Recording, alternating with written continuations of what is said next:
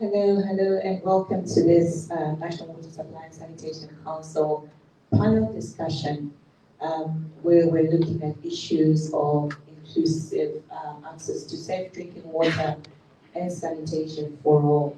We'd like to apologize for starting our panel discussion late. This was due to a technical glitch, and it's our hope that you will be able to stay with us for the next 30 to 45 minutes. I'm the moderator. My name is Mpomba Simukwai. I'm Public Relations and Communications Manager at the National Water Supply and Sanitation Council. Now, as you may be aware, Zambia subscribes to the Sustainable Development Goals. Particularly of interest for us in the water sector is SDG number 6, which speaks to issues of access to clean and safe drinking water and adequate sanitation. And then also we are alive to the fact that Zambia also has the Vision 2030 and of course the 8th National Development Plan, all of which speak to the importance of increased access to clean and safe drinking water and sanitation for all. And this is why we're having this conversation this morning with my very able panel, where we'll be looking at the inclusive access to water supply and sanitation for all. And I have an able panel coming from the Ministry of Water Development and Sanitation. We also have a panelist from the National Water Supply and Sanitation Council. We have a representative from GIZ. We also have a representative from the Lusaka Water Supply and Sanitation Company, and of course, the World Vision. At this point, allow me to just allow my panelists to introduce themselves and the organizations that they are representing. I'll start with the gentleman on my left.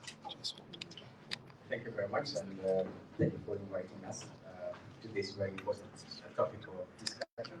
My name is Mulaya Ketis. I'm the Technical Inspector from the National Water Supply and Sanitation Council. Good morning, everyone. So thank you from my side for the presentation. My name is Chris Sambiso. I'm working as a technical advisor for GIZ. Good morning, my name is Yvonne Smiley. I'm manager parent for Lusaka Water Supply and Sanitation. Good morning. My name is Ernest Chipanda. So I'm coming from World Vision, Zambia. I work there as a water supply specialist on the technical program, which we call WASH program. Good morning, everyone. I'm Engineer Abel Manangi.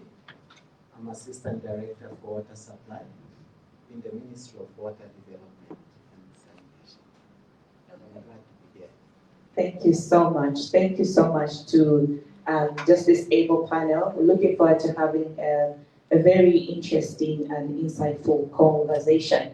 And like I mentioned earlier, we are here to discuss the inclusive access to water supply and sanitation for all. This is a panel discussion that is being hosted by the National Water Supply and Sanitation Council, that is MWASCO. Now, I will bring my able panelists to sort of kickstart our conversation around the fact that, you know, in March, we held what we call the Zambia Water Week, and then also this was followed by the World Water Day commemoration, which we were able to attend. It was held in Mumbwa and was officiated by the Minister of Water Development and Sanitation, Honorable Mike Posha, and this was in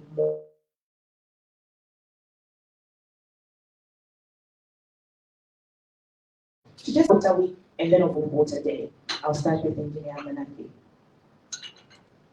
Great, thank you. World Water Week and World Water Day, as you all may be aware, Zambia subscribes to the international protocols.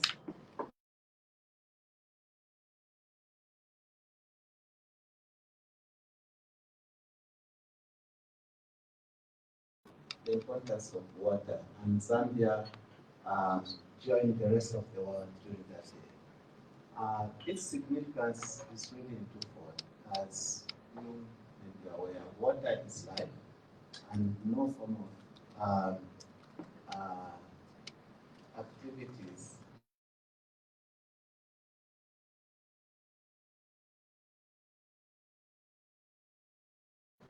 So in that case, this particular period is a time that really creates an awareness And for our country, we are privileged to have the abundance of water, but how do we preserve it even for the future? And so it is during this particular time that the public is made aware of how we use this water and how to preserve our water sources. And also, how do we abstract to make this water available to the public so as for us to meet the sustainable development goals.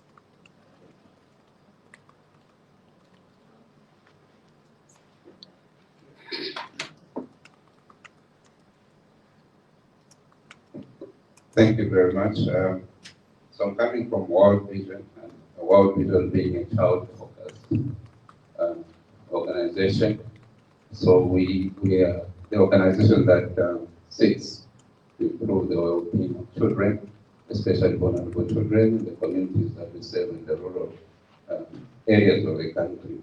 So for us, these events are very, very important because water is critical to the well-being of the children that we do serve.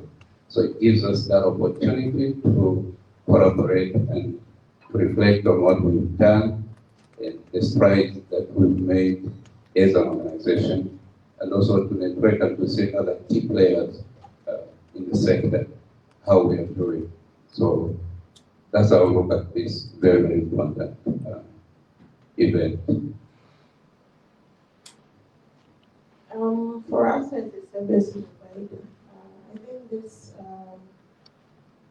these 2 days are very important for us. And I think for us, this is what we do, trying to see how we accelerate the service provision to everyone so that we don't leave anyone behind. The theme for us came at the right time because as we talk about the supply and sanitation, we've been doing a lot of interventions for us to see how we can improve service delivery to all the residents. It used to be in the city of Lusaka, but now we're looking at Lusaka province. And also our mandate has just been extended, and we are now looking at the rural population as well. And also, even as we do all these interventions, partnerships, working with partners and different corporations, I think for us, that's an initiative that we have. Yeah, as an internationally working institution, company, I think we are very much aware that you need to create awareness continuously about different sectors. And of course, water is one of the key sectors for basic services and the human rights.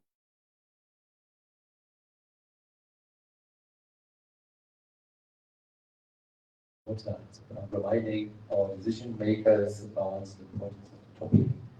And it's taking place all around the world, so I think the more we create awareness internally, but also in the region and globally, I think we have a good chance that investment and attention is paid sufficiently to the sector which still needs support. Thank you very much. So I think from the regulator's perspective, we are first of all looking at what it is our mandate is. Looking at from the Water Supply and Sanitation Act, our mandate is to advise the government, advise, disseminate information to the general public about water supply and sanitation. So drawing from there, these two events are actually a good opportunity for us to bring to the fore what it is that, are the main challenges in the sector. My colleagues here have mentioned what our targets are as far as the SDGs are concerned, but how far have we gone? What are the challenges? How do we overcome those challenges? So it is our duty as a regulator, and we take it, advantage. And we see it as a very good opportunity for us to disseminate these challenges and how we think, from our perspective, these challenges can be overcome. Thank you so much. Now, the theme for the 2023 World Water Day was accelerating change in the Zambian water sector through partnerships and cooperation. So clearly this spoke to the importance of partnerships and cooperation. What are your thoughts around this theme? What is the importance of partnerships and cooperation, particularly for us in the water sector? Any of you could start. Yeah? Thank you. I think this theme for this year is time that we believe get it. From the government point of view, a lot needs to be done for us to meet the sustainable development goals. And so huge investments are required. Government has made a lot of effort to ensure that a lot of investment is made in the sector. However, government on its own cannot manage to meet all the needs if we are to meet the Sustainable Development Goal number 6. And so with this theme, it reminds us how important the partnership and cooperation is. And indeed, where we sit as a country in the sector, we see a lot of cooperative partners that we owe a lot who have come to ensure that the service provision and also the conservation of this resource is secure for the future and now. And so it's really an important thing that has come so timely. We see that during the budget for the country in the sector, we see a lot of it partners taking up, and a lot is happening, whether it's construction of water infrastructure or sanitation infrastructure, with support from the cooperative partners, our partners. So indeed, this is how important it is. Together we'll be able to meet the sustainable development goals. Thank you very much. I think from our perspective, World Vision, the theme aligns very well. In the sense that we feel that, like the engineer said, government, we feel that more financing is required for us to accelerate the provision of water to the rural communities that we serve. So with more commitments and more financing, we can do more. For example, since 2020, World Vision has reached to more than 275,000 people. It was supplied water to about 50 rural clinics and 130 schools. So you can imagine that with more financing, we can do more, we can build on that. We also think that strategic partnerships are important for us to be able to do more. World Vision, for example, has partnerships with government, the Ministry of Water, Development and Sanitation, with partnerships with water utility companies, and we have also partnership with the private insurance companies, professional insurance. So I think that with these kind of partnerships, we can do more, and we've been able to reach out to more people. We've been able to do more. Just to give an example, in Kenya, for example, where we've installed 100 cubic meter tank, a mega water supply system through collaboration with the Western Water utility company and the Kenya Town Council and the government for the Ministry of Water and Development. We've also done more, like in Assam and Baga, where we're partnering with the Chandesh Water. So there we connected over 2,000 households with metered taps in the 4 peri-urban areas.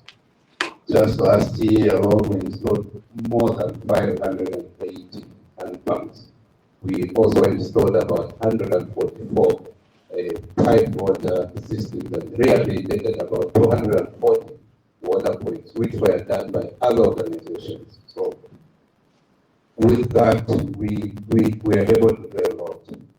Yeah. Amazing work you're doing there, Motivation. I think that deserves commendation. Actually, that's quite a lot of work you're doing there. And the Sapa Water, the importance of partnerships and cooperation, especially for you as a service provider. For us, this is came at the right time. I think in the past 45 years, Mustafa Water has really done very well in terms of partnerships and cooperation. And as a result of that, to be able to do a lot of projects with support from our partners and corporations. And looking at where we are now, our focus mostly has shifted from soils to sanitation service provision and on-site in particular. So we've been able to partner with the communities themselves, and we are providing the focus-led service where we brought in the private sector to do this, because we realized that there's factor one we cannot do it alone, but we rely mostly on other partners. On their projects that we've been helped with to improve services in most of the pre-level areas, even GIZ, the partnership that we have has really seen us improve services in these areas.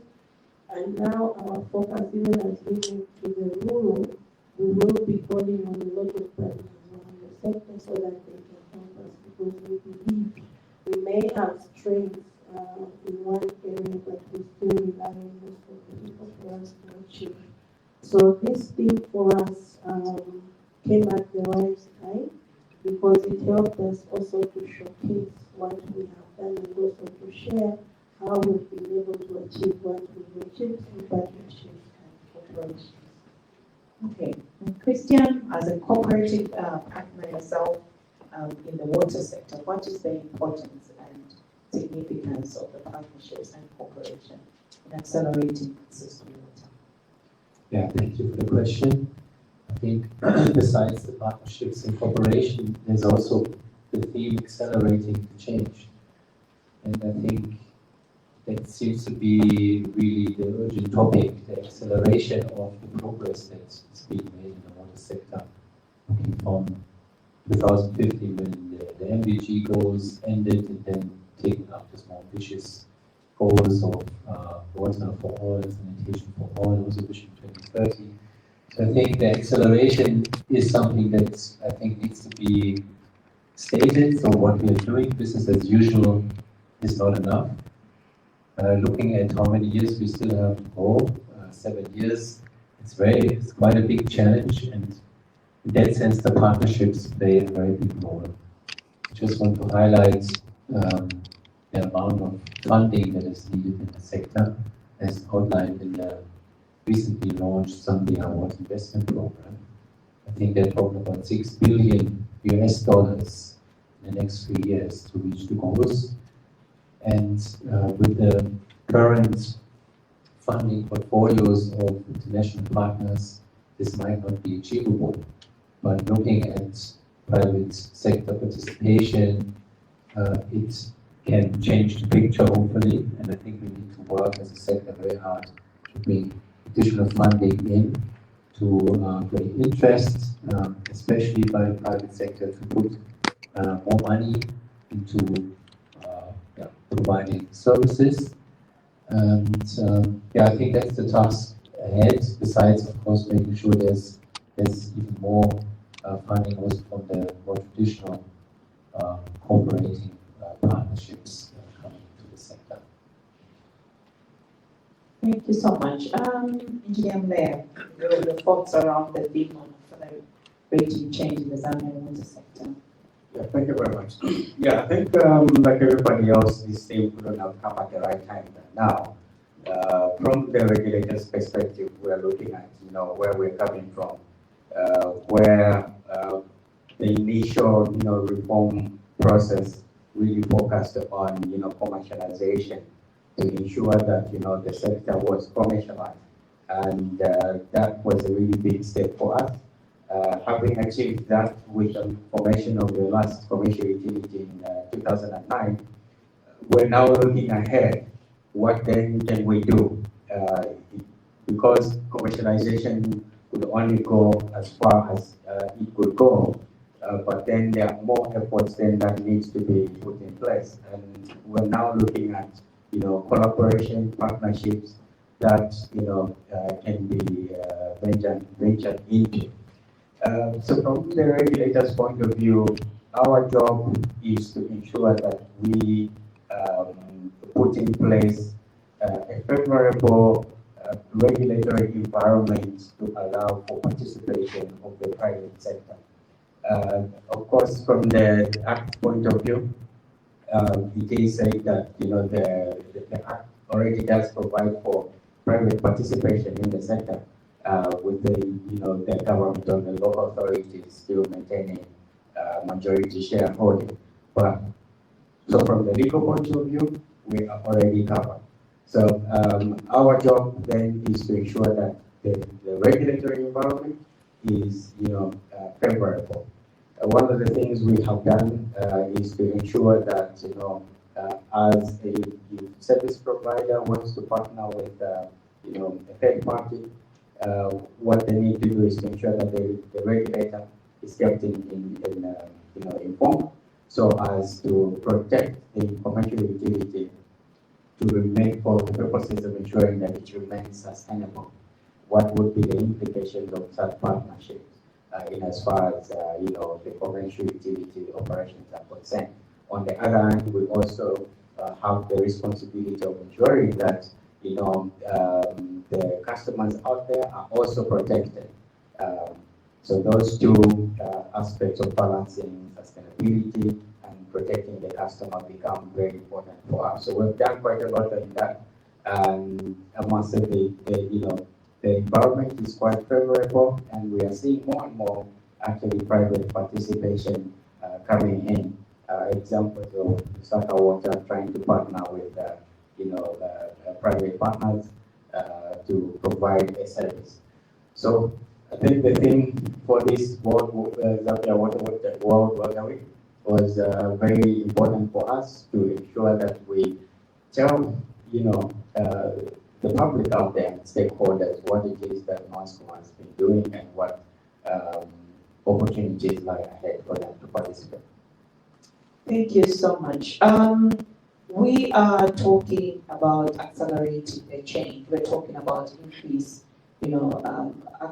access to clean and safe drinking water for all, sanitation for all, adequate sanitation.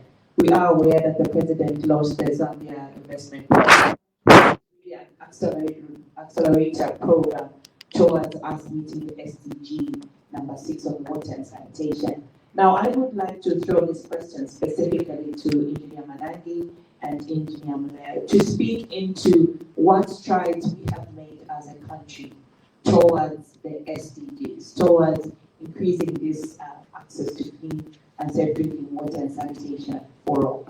Speaking from the ministry. Thank you. Indeed, the government has made a lot of progress in ensuring that there's this acceleration to access to clean and safe water, and that creates sanitation. Of course, the challenges that we see now are that a number of they are in a number of ways. Firstly, the kind of infrastructure that we are using to service the people is not adequate. But we have seen, and I'm sure in the public would knowledge that government has made a lot of investment with support from the partners through this partnership, and as we continue to accelerate this partnership to ensure that we meet the needs of the public. You may wish to know that currently the access to clean and safe water for the country is over about 72%. That is combined with the rural development. And for sanitation, where we're still lagging, slightly 56%. This, compared to the past years, you can literally see that a lot of progress has been made. And this has been achieved through investment in the infrastructure, water supply and sanitation infrastructure. So this is still the journey, like my colleagues have indicated. We see that we have a program and we know exactly how much we need if we are to meet the needs of our country in this area. All right, thank you so much. Yes, indeed, as a sector, I think we have done quite a lot. We should be proud of ourselves. Of course, the journey that lies ahead of us still is enormous. Engineer Monangi has mentioned the figures as they stand at national level.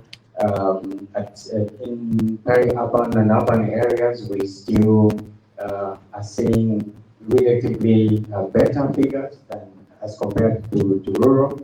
For the urban areas, we're looking at over 86%, 87%, whereas for sanitation, we're looking at 72% thereabove. So that has been as a result of the various interventions that we have been doing collectively as a sector, as also as NWASCO. For example, when it comes to sanitation, as you are aware that we are now refocusing on not only just on sewerage, but also on on-site sanitation and fecal sludge management. So that has brought in a lot of interest from stakeholders to see what it is that we can do as far as on-site sanitation. Of course, we know that to put sewers everywhere may not be something we can achieve anytime soon. So we need to look at on-site sanitation and how that can be managed. So a lot has been done there. Those are the figures we're seeing in the recent years. Pushing up the figures for coverage for sanitation. We have also put in place a lot of regulations as a regulator, in the form of guidelines, various guidelines. The issue there is to ensure that we improve operational efficiencies in the utilities. So how we do that is by ensuring that we produce guidelines and standards that will bring sanity in how the utilities operate. So that has been our preoccupation over the years, and we are proud to say that we have produced a number of such guidelines. Of course, as a regulator, we also monitor the performance across a number of other indicators other than coverage that I've mentioned. We're also looking at issues of collection efficiency, water quality, staff efficiency. So if you look at where we're coming from before commercialization, and you compare with where we are standing now, the picture is actually good and improved significantly, mainly as a result of all this work that we have been doing. So those are some of the successes we can point at. I love the fact that you speak to the area of the urban areas, making significant progress, 86% on water coverage, 22% on sanitation. Obviously, with this push towards 2013, there are obviously some challenges around, this aspect. You did touch on briefly the aspect of the poor infrastructure. What are some of the challenges that you would highlight, especially from a regulator's perspective, the challenges in terms of this push towards increasing access to clean and safe drinking water? Thank you very much. I did mention that our preoccupation also as a regulator is to ensure that we promote operational efficiencies to ensure sustainability of service provision. So one of the key operational efficiency aspect has been non-revenue water. So as a sector, this has been a problematic area that we have not effectively dealt with. As we stand, non-revenue water is over 50%. That is something that is cause to worry, and it's something that now we're trying to handle in a collaborative manner by involving stakeholders. The ministry, of course, has come in. We are seeing the development of a second national strategy for non-revenue water, which will be launched soon. We are seeing a lot of other stakeholders doing equally commendable job in as far as non-revenue water is concerned. So this is something that we really have to concerted effort as a sector to ensure that non-revenue water is brought down. Most of the times we talk about, increasing funding, but we must also look within ourselves and what is it that we can do. The other challenge that I can talk about has been, the high costs of providing service that have, recently challenged our sector. We're looking at cost of energy, cost of various inputs into service provision. So that has really affected how the utilities operate and ultimately how they can deal with the other challenges that are there. So I think that is something that we need to deal with. Thank you so much. He highlighted the issue of non-revenue water. A big issue in the sector. Happy to know, that there's a new strategy that is being formulated, which will be launched soon. So, Engineer Manangi, speaking from the ministry, could you highlight a bit more in terms of what challenges you would highlight in terms of increasing access to water? Particularly now, NOASCO has a new regulation which speaks into service provision to the rural parts of the country. What would you highlight as some of the challenges in that regard? Thank you so much. Those challenges really do exist, but I think as a country we're making still a lot of effort. Yes, like the figures also shared here, like for the rural, the coverage is still very low. And you may wish to know that the license that is given to the water utilities to provide water supply and sanitation services are not meant only for the urban. It's to all. And now we're just reminding ourselves that, hey, can we get to the areas that we are also mandated to provide the services? And these challenges, of course, the accessibility,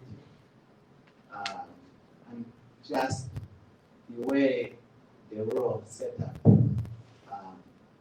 there are all these variations in the way the rural settlement is, meaning that we are faced with the challenge of the kind of interventions that we need to provide the water to. For instance, their point source for the rural communities, that is the hand pumps, and which is different really from the urban where we have to do basically water integration and be able to service a number. So that will require huge investment for our water utilities also to cover the rural community. So one of the challenges is really to tackle considerable investment. And hence our theme for this year for the World Water Day, accelerating partnership will be required. Indeed, there's need to accelerate this partnership for us, whether it's private sector to get to support the water utilities in order to reach out to the rural communities and provide these services. The non-revenue water, from the ministry point of view, will continue providing the policy guidance. Indeed, in the past, there hasn't been this, though it expired, but I'm glad to indicate that Ministry has developed a national land revenue water strategy that will guide the water activities on how we can address the issues of land revenue water, because indeed all these cost drivers, whether it's huge energy costs, water treatment chemicals, whether it's the water meters that goes into it to provide these services. It will require for us to preserve or conserve the product that the water activities produce and let it, and unlike to let it. If we are talking of, for instance, we went to order 100 bottles of water for us to resell, and then we reached the market with 50 bottles that we are ready to sell. And we don't know even where the other 50 bottles have gone to. And that is the situation more or less we are in, to simplify. So I think that is a huge challenge in the sector that we are looking at, which needs urgently to be addressed. Now, still on your aspect, Manaji, you did talk about the importance of investment. You did talk about, yes, there's a non-revenue water strategy that is going to be launched. What investment and financing mechanisms have been put in place as we look at 2030 and the SDG number 6 from the ministry aspect? Right. Of course, the government will continue to mobilize the resources to invest in the sector. And the traditional way that has been, it has been through Treasury. We budget and Treasury releases resources that will support the water activities to invest in the infrastructure development for water supply and sanitation. And this has been sometimes also through loans. But we agree as a country, for now, the loans may not be the best at the time. And so much of it now is grants through these partnerships from the cooperative partners. And also we're exploring the PPP model in the sector so that we can accelerate the service provision to meet the sustainable development goals. The government through the ministry has signed a number of memorandum of understanding, like where we sit, we have an MOU with World Vision that spells out really the areas that World Vision can support the government in the sector. And there are also a number, whether it's with water aid. So this, we are trying to leverage on that. That will be the model of meeting these needs in the sector, also to invest in the sector. Thank you so much, Engineer Mananje. Now, coming to you, Christian, GIZ has been in Zambia since 1966, and there are many partnerships and developments and projects that we have witnessed for ourselves in the sector that have contributed to the successes in the water sector. Could you briefly highlight some of the programs that GIZ has undertaken in increasing access to clean and safe drinking water for all? Yeah, thank you for the question. You're right. We've been involved as German Development Corporation since 1960s, and I think progressively becoming more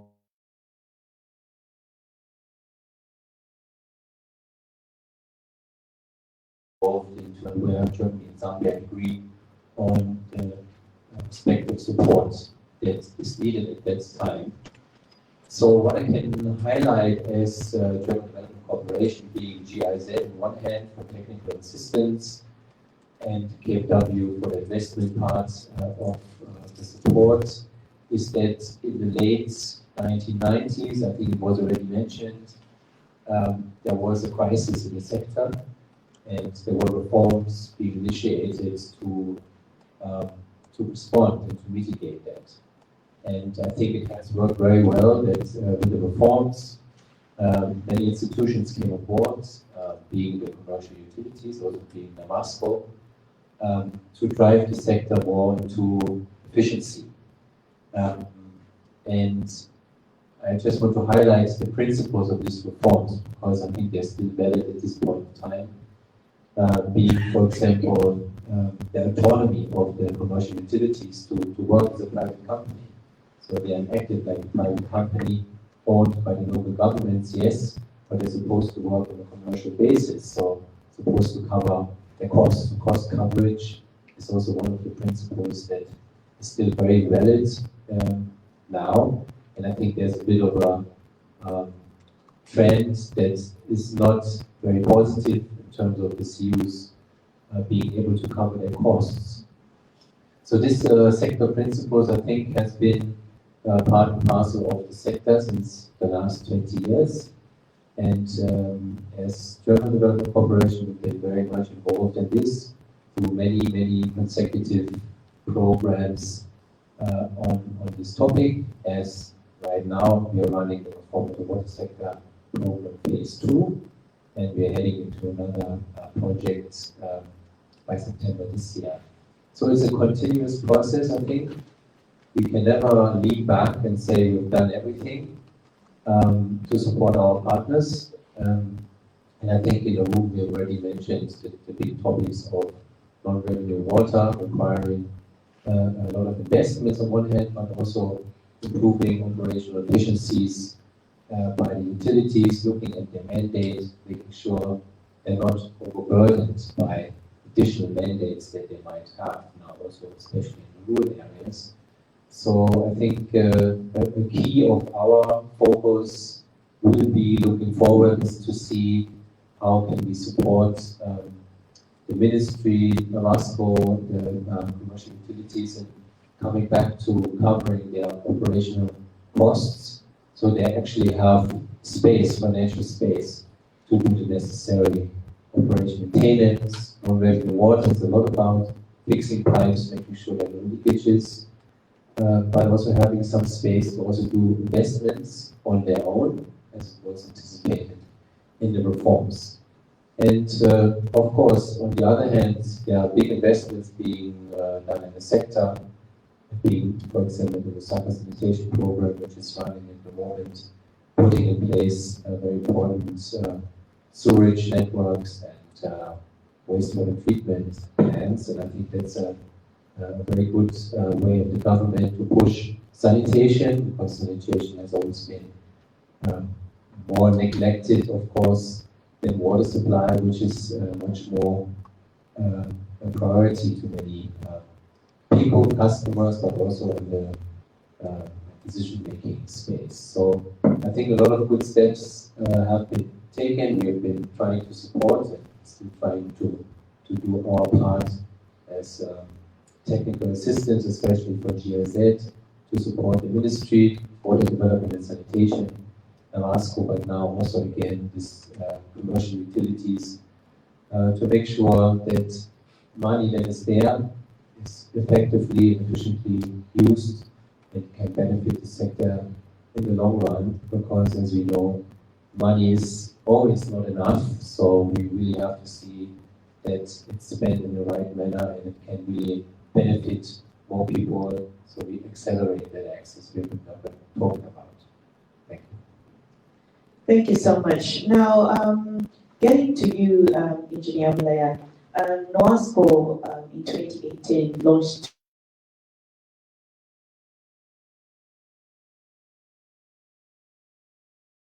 water creation and focus life management. But obviously, for purposes of this panel discussion, we'll go more on the rural water supply and sanitation regulation, which is now being rolled out by the different service providers.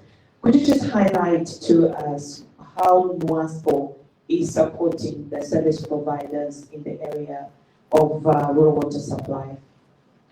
Thank you very much. Yes, as you have rightly mentioned,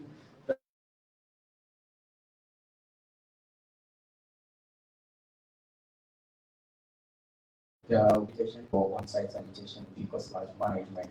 You've guided that I speak to more on the rural water, but just briefly on the on-site sanitation, I did mention earlier as well what the focus was or what the intention was to refocus and remind the commercial utilities that it is also their responsibility to ensure that on-site sanitation is also taken care of. So whether you have the septic tank, the people are trained, it is the responsibility of the service provider to ensure that sanity is restored. In that vein, what we did was to ensure that the utilities were renamed from the water and sewerage to water and sanitation. So that is one big step that Moscow undertook in that direction. Coming back to the rural water.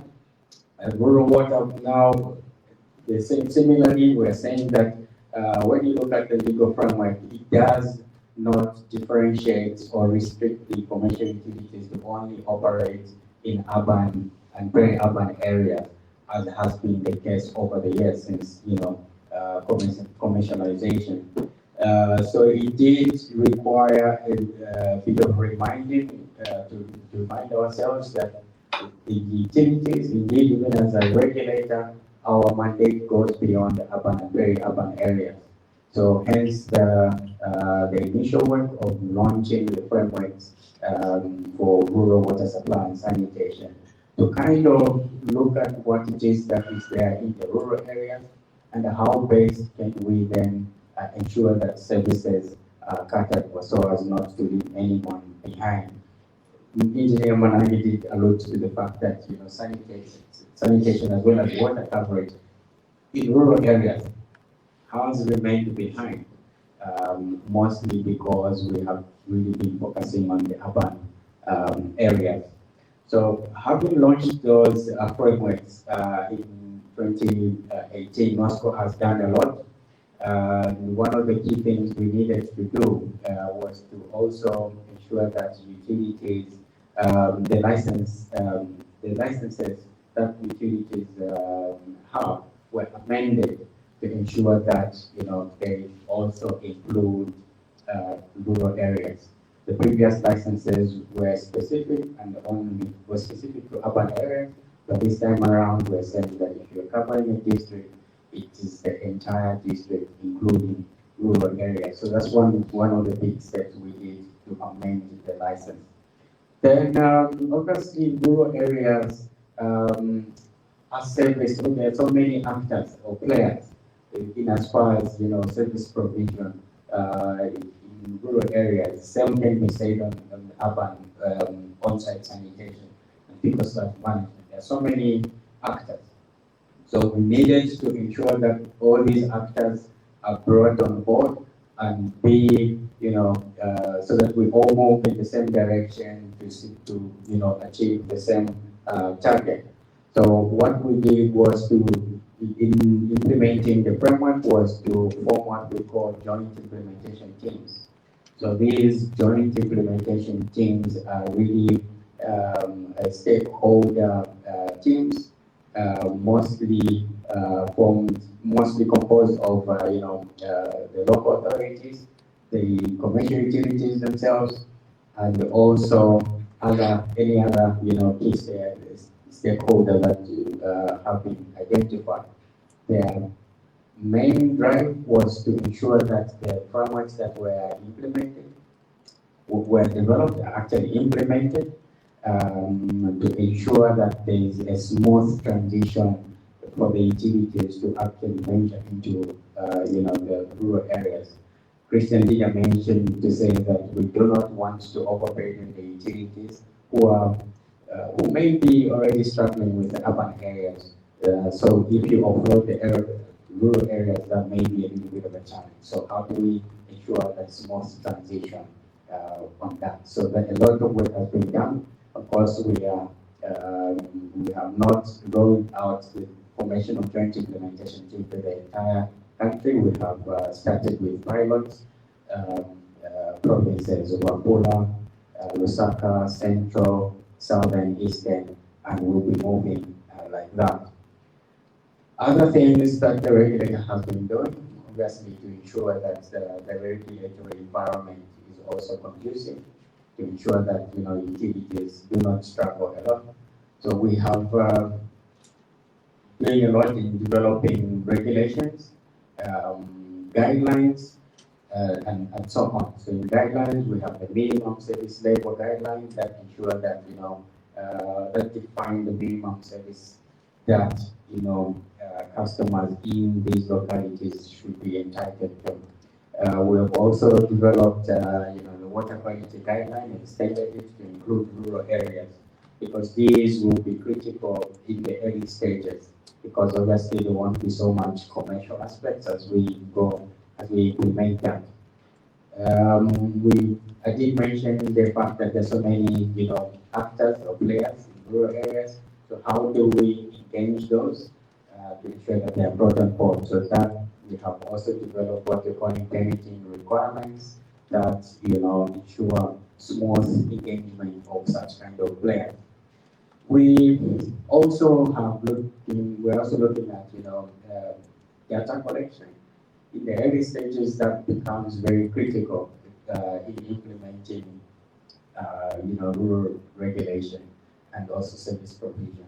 How do we ensure that that is done? So in very early stages, we want to collect as much data to know what it is that we are dealing with to start with. So we have done a lot with the utilities on that. We are also looking at supporting utilities to develop business and also rural water supply delivery models. How do they then, develop workable or bankable business models that allows them to venture into rural areas?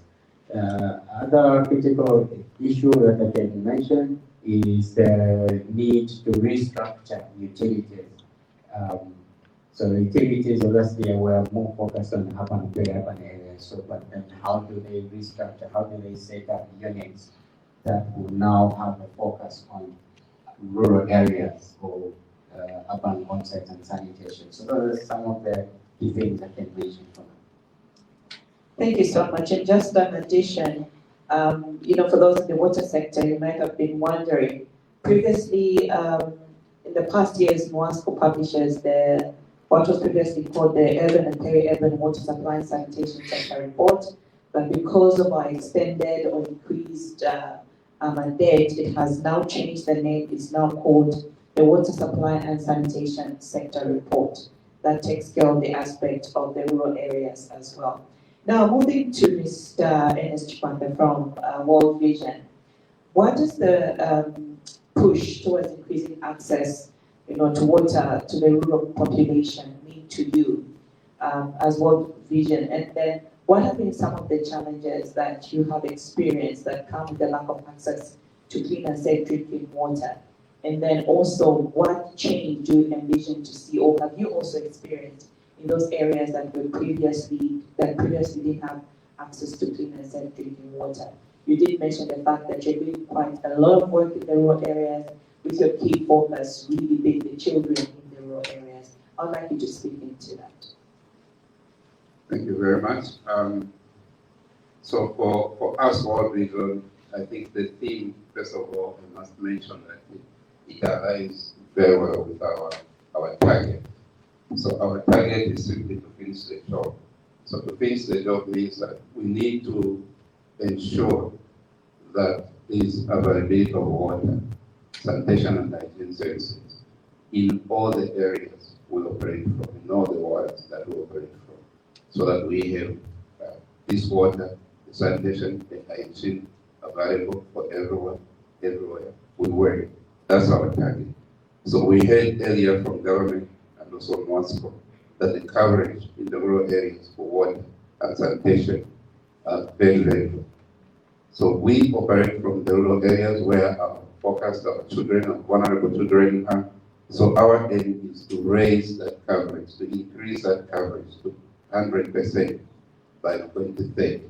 That's our target. So with sufficient adequate commitments and financing, as well as the strategic partnerships we talked about, we hope to achieve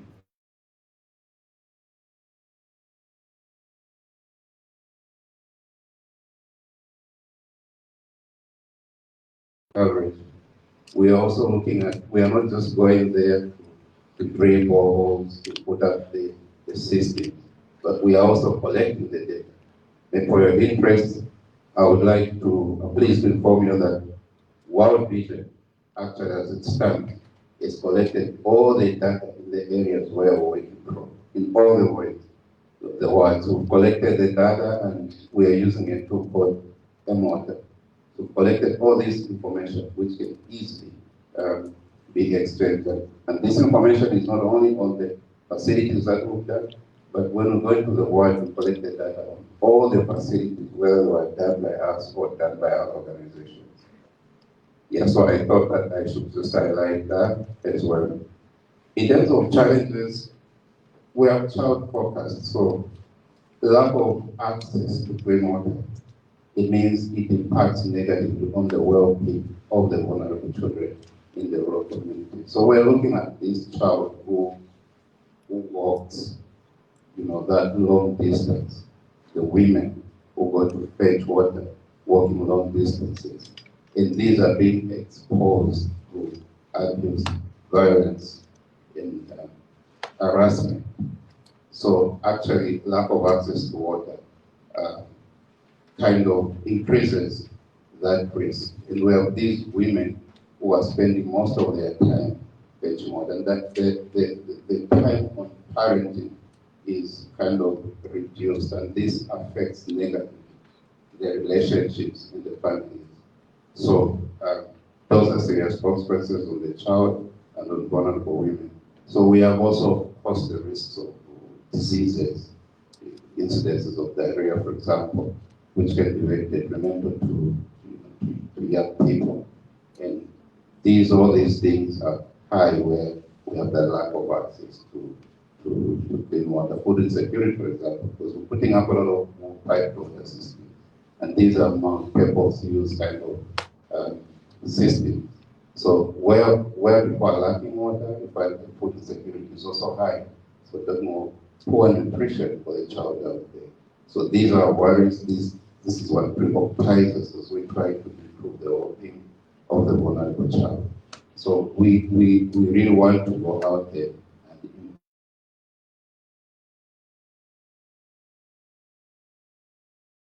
improve the well-being of water for the communities where we work from. Thank you so much. Now coming to the lady, the only lady on the panel, Ms. Yvonne.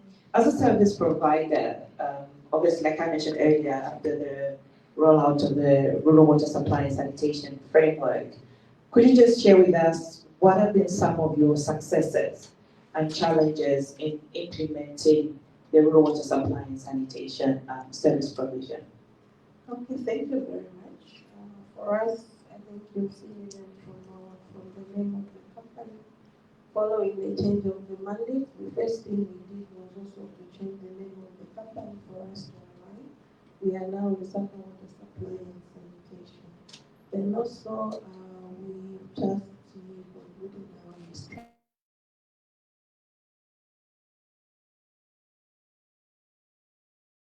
And implementation. So we combine peri-urban and rural water supply and sanitation. So we have a department that is dedicated, because we've seen that with urban water we've made strides. Now it's time for us to move to the rural. Then also develop a strategy right on the framework that has been provided by the regulator. So we have a strategy that will help us to implement to provide services to the rural areas. Last year, we had a chance to meet with the headmen in 2 districts, Wangwa and Fonsa, because for Lusaka, the districts where we'll be going with the rural is Chongwe, Wangwa, Fonsa, and Kafue and Chilaka. So the first areas that we visited was Wangwa and Fonsa. We had a stakeholders meeting with the service providers there.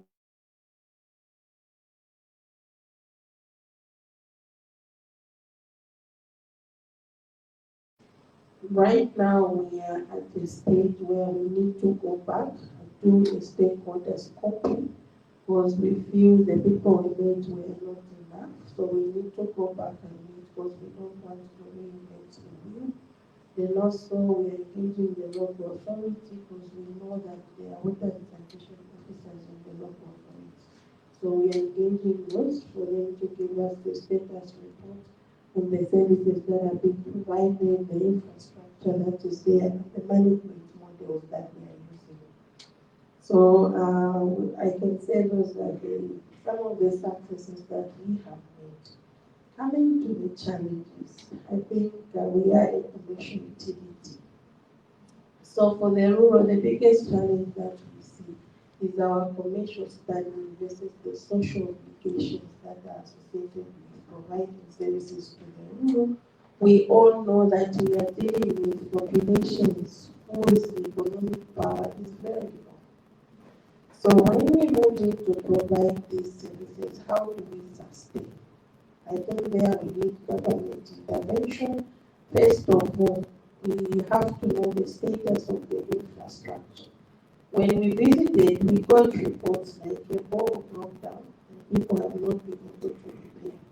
So how do we sustain services to these areas? And that's where we need government intervention in terms of financing so that we sustain the services that we be able to provide. Because when we look at the communities we live in, they are very different from the peri-urban areas or the urban population. Then the other thing we'll be looking at is sanitation. Again, there we have to do a lot of work. We are still doing that, being new in this area of operation. But the biggest challenge that we see is, I think, I'm sorry to say from government, our fear is it's not very clear how the financing will be done. Because you can give me a mandate as a CEO, if you cannot give me resources, how do I do it?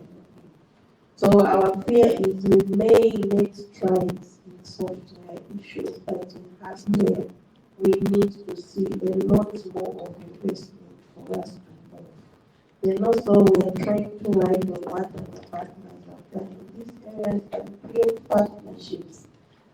We've heard that World Vision has really made a lot of progress, and that is where we want to ride on, so that together we can see how we can progress in providing services to these areas. So our biggest challenge is financing for us to accelerate services in the rural areas where you have to provide new service to a community that is not able to pay to sustain service to the land. But I guess with all these partners in the sector, government on board, and other operating partners and the regulator, we feel that the solution will be found that we'll be able to make progress. So for this year, we are focusing on 2 districts, but again, we don't want to go into all the 5. So we are focusing on Wangwa and Funza. Then for the other districts, it will just be scoping. So the next stage we are going to do is for us to do an assessment of the infrastructure, learn about the management models that are being used. Then out of that, we need also now to come up with plans, budgets, and engage partners who can finance for us to start implementing these interventions. Thank you so much. It's amazing how time has run so quickly. But I think I just needed to pick your thoughts on a very important aspect of our discussion today. Obviously, we've been speaking into the Sustainable Development Goal number 6, like we mentioned, which borders on increasing access to clean and safe drinking water and adequate sanitation for all. From your assessment as stakeholders in the water sector, do you think that we will be able to meet SDG number 6 by 2030? That is the question I'm throwing to each one of us on the panel today. Do you think we are making significant strides towards meeting the SDG 6, which is earmarked for 2030? And if not, if we're not making enough strides, could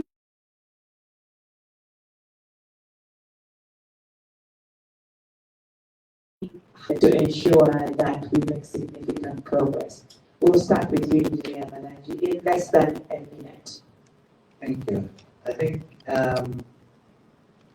from where we stand, it's possible to meet the SDG 6 with the investment. And like the theme, it's accelerating partnership and cooperation, which we are seeing from the government point of view. Resources and also the support from the leadership. Sure, what is that? There's high emphasis on the water and sanitation from the current leadership. And I think from this point, we move at this rate, it's possible to meet the SDGs. Also, so we increase the cooperation and partnership. Vision? So what we will operate from, it is attainable. We have a few areas where to operate from where the coverage for water is as high as 90%, but we still have more wards where the coverage is low. So with adequate financing commitments and strategic partnerships, we should be able to attain to increase the coverage to 100% by 2030. It is attainable, though we need to speed up the rate at which we are doing things in the sector. The biggest challenge that we have, if you look at the sea, we have a master plan to push us up to, for us to reach where we want to be. But the biggest challenge that we have is the investment. So if we can have adequate support in terms of investment, and also look at both water and sanitation. I know there's a tendency to focus more on water because it's less complicated.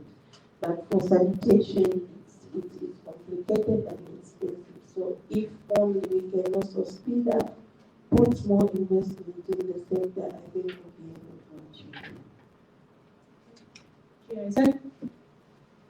Yeah, I think the other speakers already mentioned it's attainable. It's about the speed and the efforts to increase on different fronts. I think for us, important would be to see that the enabling environment is further strengthened, so that, like my colleague from Sakawata said, there's more investment, there's cost coverage, I think, for the CUs in the urban areas, so that less money is spent in the urban areas from the public sector, but there's all the money be targeted to the rural space. So we've been working on this topic as GIZ to really further support partners in clarifying the roles and responsibilities for the urban and rural space. And hopefully with that can bring a lot of momentum as well to see that there are enough resources to really progress very fast to 2030. The regulator really works with numbers, and if you're looking at the numbers from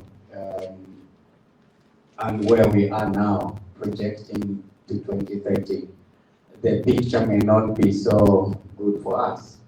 So we must do something differently from what we have been doing if we are going to attain the 2030 targets. So that for us is very, very important. If we are going to maintain the same rate of investment, the same type of deteriorating, efficiencies in utilities, that might be a little bit of a challenge to attain those targets. So we must change the way we are doing things and, collaborate more. All right, thank you so much. I think we've come to the end of our panel discussion this afternoon. But just a few key takeaways that I've been able to pick. The aspect of the fact that government cannot meet all the water supply and sanitation needs of the population. So there's need for greater partnership, for greater collaboration. We need about $6 billion United States dollars to achieve the SDGs. How do we do this as the sector?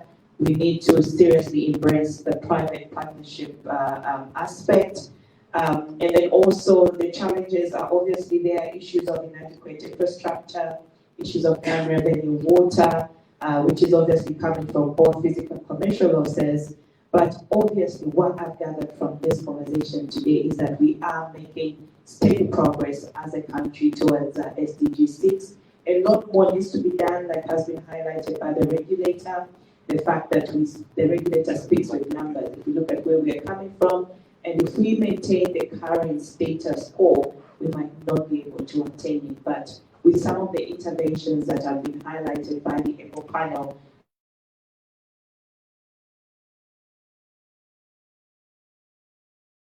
to be able to. So what is evident is the need for more financial investment in the sector, more collaboration, more partnerships, and hence the importance of the theme for this year, which spoke into accelerating the change through partnerships and collaboration. So just to thank each and every one of you, the panelists today, for taking time off your very busy schedules to be with us. Engineer Mananji there from the Ministry of Water Development and Sanitation.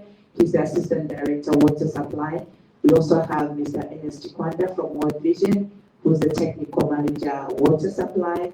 We also have the Peri-Urban Manager, Lusaka Water and Sanitation Company, Ms. Yvonne Seyani, and we have Christian Ray, who's from the GIZ Water Reform Program, and then of course Mr. Engineer Curtis Malaya, who's a Technical Inspector of Water from the National Water Supply and Sanitation Council. I'll be your moderator. My name is Pokash Bekosilpai, asking you to join us in the near future. Thank you so much for being with us. Goodbye and God bless you.